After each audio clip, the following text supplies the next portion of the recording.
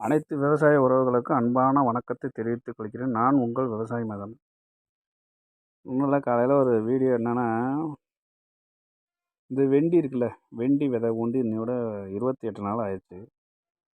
அதை ஒரு வீடியோவாக எடுத்து போடுவோமே அப்படின்னு எடுத்திருக்கேன். பார்த்தீங்கன்னா, இந்த வெண்டி விதை பார்த்தீங்கன்னா மருந்து அடிச்சுக்கிட்டே இருக்கணுங்க, இல்லைன்னா ஓட்டை போட்டு தள்ளிடும் புழுவு.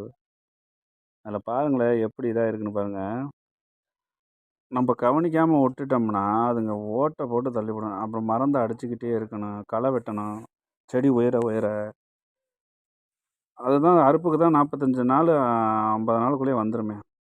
இப்போவே பார்த்தீங்கன்னா ஹைப்ரிட் விதைங்கிறதுனால அது இப்போயே பூ வந்துடுது. பூ பாருங்க, செடி எவ்வளோ உண்டா இருக்கோ அப்போயே பாருங்கள் பூவெலாம் வந்துருச்சு, காய் வைக்கிற மாதிரி வந்துருச்சு.